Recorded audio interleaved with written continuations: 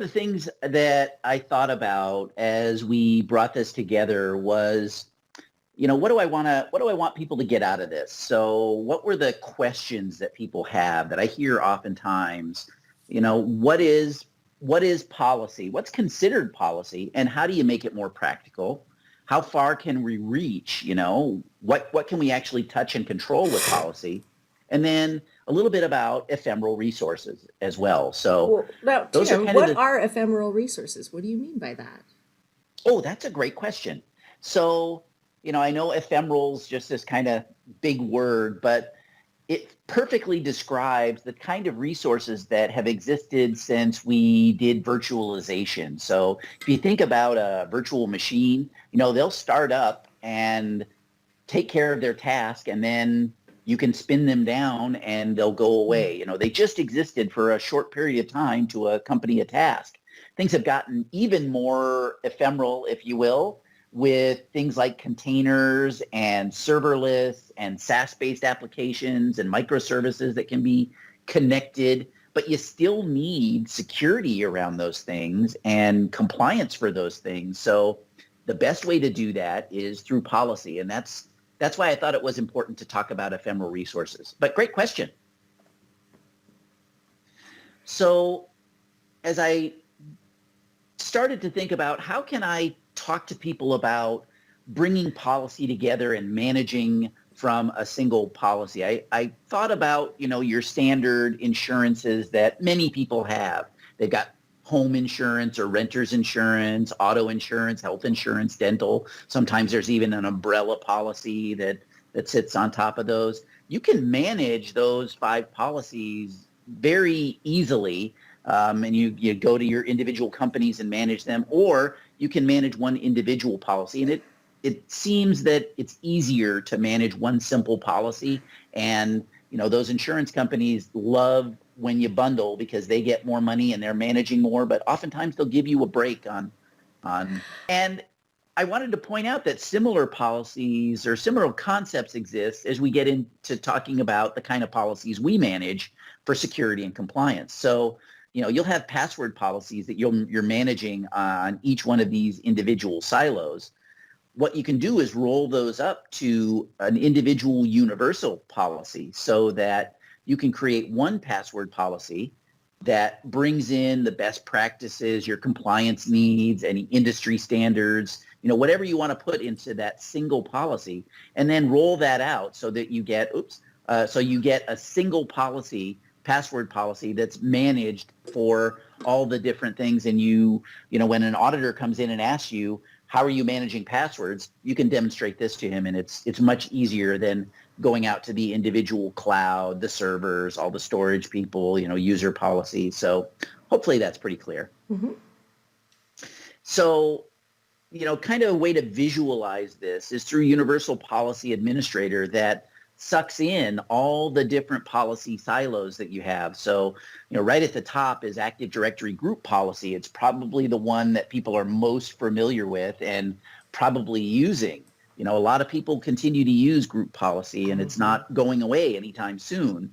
But other resources exist like Linux and Unix or containers, or even, down at the bottom, non-domain join windows, which, you couldn't manage any other way before universal policy. And I really wanted to step outside of that, what is universal policy, and just talk more about how the practicality of it. So I kind of tried to draw something out here. I don't know if this is going to come across. So you tell me. So as I'm building policy for devices, I call it all computers or all users, I can build policy at each level that we have here: Windows computers, Windows servers, what's on-premise, what's in the cloud, what exists in AWS, what exists in Azure, what exists in Google. And I can put policy at all those different levels. And the key is listed at the top here, that policy is additive. So when I set down a basic rule for all Windows computers that everybody has to use a password, absolutely. Nobody is allowed to turn off access via password if it's managed by policy. But further down, I may say, only Windows servers can only be managed by certain people, and they'll only have access to that. And then I may have specific rules for on-premise Windows servers versus cloud-based Windows servers. AWS here is a good example because AWS sets a perimeter firewall, but they don't turn the firewall on Linux servers. So one of the things Charles, my VP of engineering for policy products, does is he sets a rule that says automatically install and turn on the firewall on all Linux servers that exist in AWS. So we'll get the AWS perimeter firewall, but we also get controls over our own firewall on Linux servers, and that's by policy. So anytime somebody adds a computer there, policy will get employed and the firewall will get installed and all the ports will get shut down. So I think you could see that it's much more secure to do things in an automated way from a centralized place than in one-off if you had to go manage those on your own, right? Well, yeah, it makes sense to me. It also makes sense that if you have experts that are out there, let's say your Azure or your AWS expert, and they know sort of the policies that can be applied or, what's default when you spin up an instance, for example, you can add this to one place so it's all managed centrally, and maybe even apply some policies that you have for AWS to some other instance of something that you thought was a good policy with ease. You don't have to. Right. Yeah. Right. That's a great point. And something I didn't mention in this presentation is how policy could be delegated to the technical experts. So if you're our AWS guy and you know about the firewall and how it's not turned on Linux, I can delegate all that to you. Right. And the same sort of thing goes for users. Am I an on-premise user and I'm connecting through our local connection, as rare as that is now in COVID times, it's more common that people are externally connected through an external connection and whether or not they're on VPN. So you can create policy that determines what sort of access people have and what sort of auditing goes on when they do connect over different connections and use different methodologies. And just to come back to the point of practicality here, the point I'm trying to make is that you can set up policies at different levels here and manage small pieces of policy that add to create a monolithic greater policy that fits your corporate regulatory standards, that fits your policies, your corporate policies for security, that fits industry best practice. So, having that fact that policy is additive is really beneficial. I wanted to give people some examples of where you may get some settings, some controls that you want to put under policy. I mentioned the company or corporate security policies. Maybe your organization has a standard password length and password age, but there's also regulatory controls. So as you're trying to be more compliant, so this is beyond security, it gets into a little bit of compliance because you'll have to prove for, some of the regulations I put here, PCI DSS, SOX, the California Consumer Privacy Protection Act, and GDPR, good examples of where you would get some policy settings. And then, you can look to people like CIS or the NIST framework to set some best practices. And there you'll create a domain policy to control specific resources like domain controller policy or domain connected devices or devices that come in through VPNs. And then you could even put policy around application servers. So I guess what I wanted to illustrate here is all of these could fold up into a giant policy that you manage the individual piece parts. And I guess that's what makes it more practical is managing smaller piece parts to give you the security and compliance you need to cover a wide range of resources that exist both on-prem and in the cloud. Oh, it's nice. It kind of becomes like a universal policy library or something, yeah? Yeah, that's a good way to put it.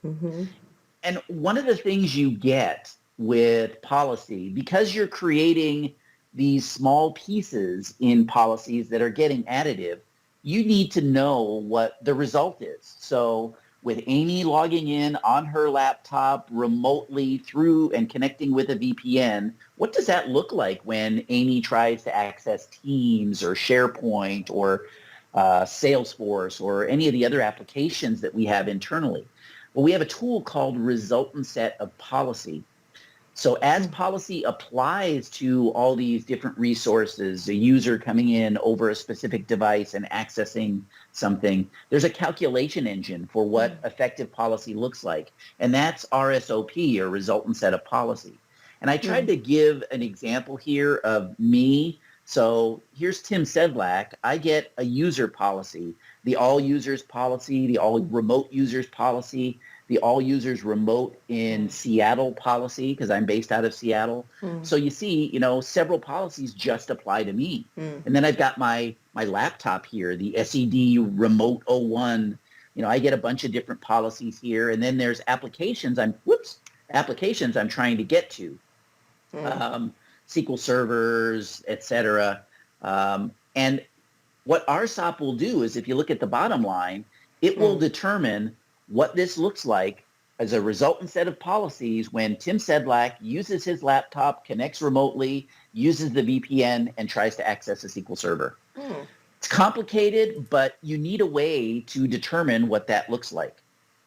And I don't know. I mean, from my point of view, the way you describe that, it doesn't look too complicated, because in a way you're applying group sets of policies, and that somewhat, to me, makes it seem like easier than going and individually doing that for every single thing you're trying to apply policy to.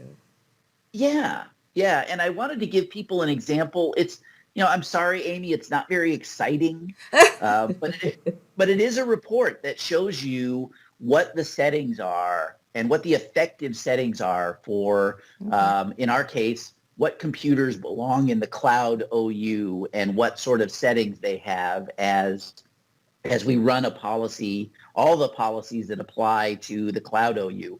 What are the settings that they get? So there's one example. There's a second example. It really is about understanding what the effective policy is at the point for a particular user. So I know those aren't, and I think for me, what's exciting is this is a simple report. It's easy to see, what the resultant set of policy is. If I had pages and pages that I had to filter through with a giant chart of all the settings, it might be confusing. What we've gone for is a kind of a minimalist, just tell me what it looks like for, a particular computer that belongs in a cloud OU. So don't let the simplicity of the report fool you. There's a lot of value in this. Well, it's an elegant overlay on top of a lot of complex data, but that's nice, That's a nice great way to put it. The other aspect that you looked at that we want to look at is, what if there's a conflict in policy? What if I say, I need controls on a password length that needs to be 20 characters long, but you say, well, for me, our internal policy is only 10, so I'll write a policy that says, 10 characters is enough. How do you find out when there's a conflict? Well, we've provided a conflict analysis report where settings do collide. We want to make you aware so that you can go in and either clean it up or document the exception.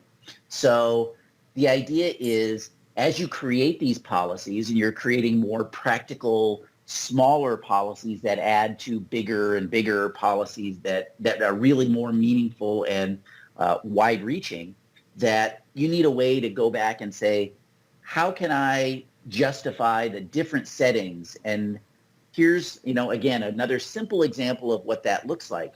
And what we're looking at here is a setting that has a conflict across multiple different policies that I've set. So if we just take the first one, the minimum password age, my default domain policy has a value set of -1. What that tells me, because I'm a policy person, is it's not set in that policy, and that might be a problem.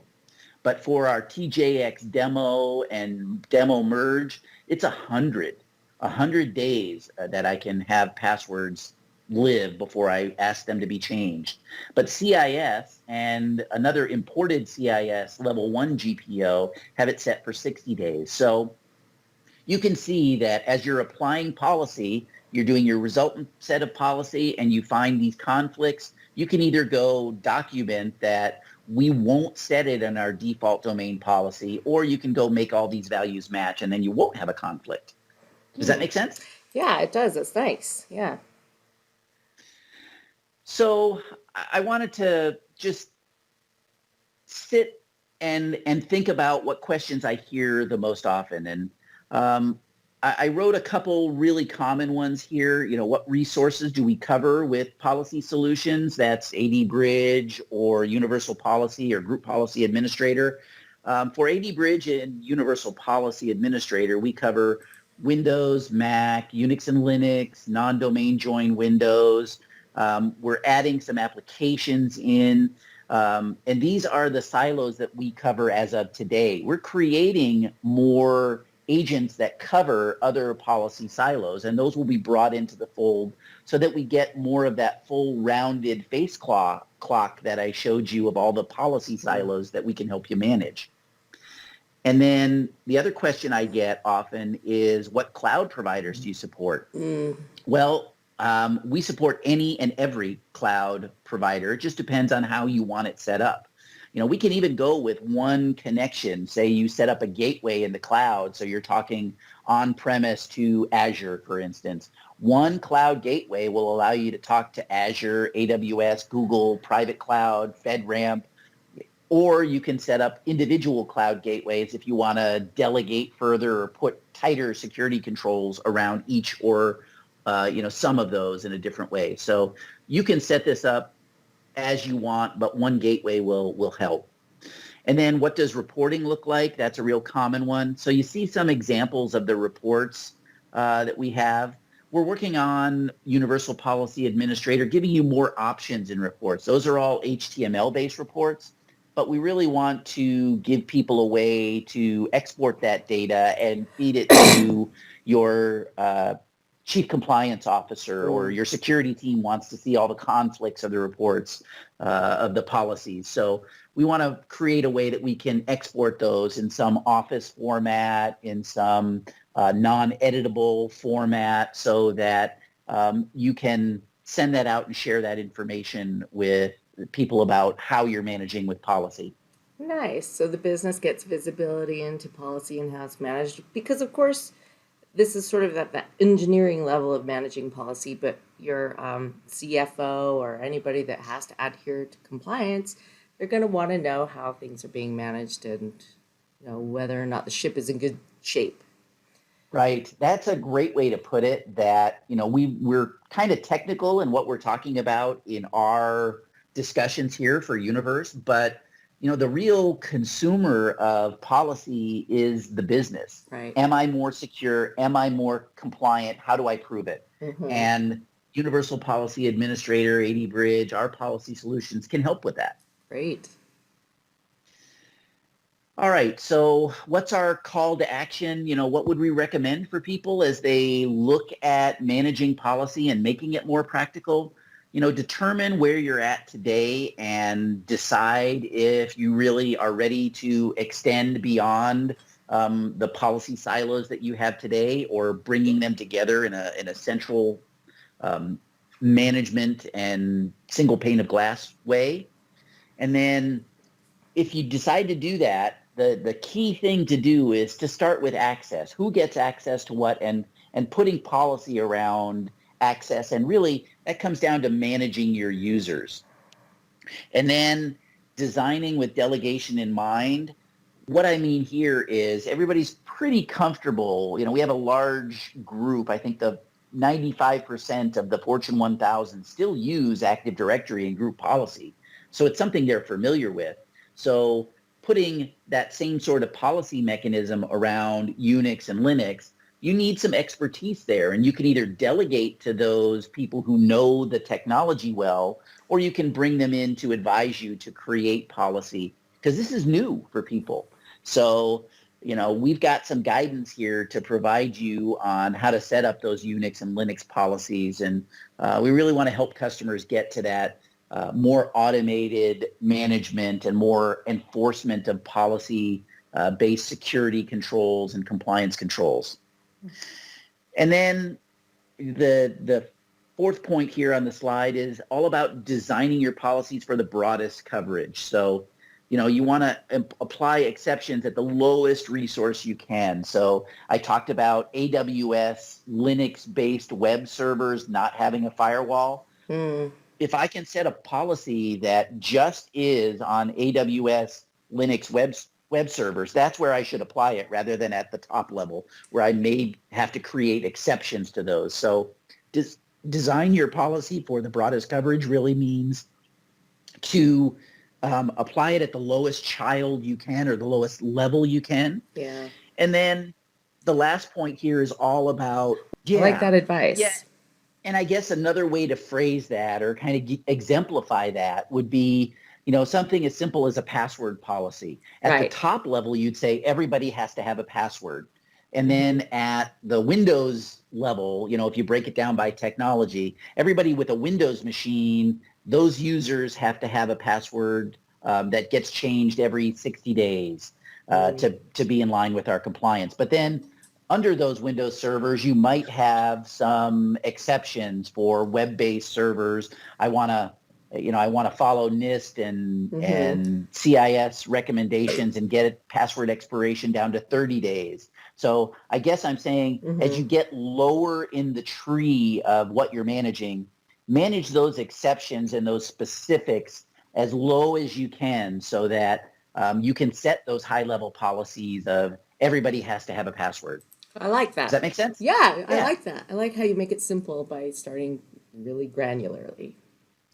And that's just my methodology. I'm not saying it's the right way. I'm saying for me, it's a practical way of managing policy. And I've heard from other users that they appreciate this and they're following this methodology. Oh, nice. Again, it's not the only way. It's a way to do it. Well, Tim, I think your way is a good way. And Thank hey, you. thanks everybody. Thanks for joining us. Thanks, Tim. Really great overview. Thank you, Amy.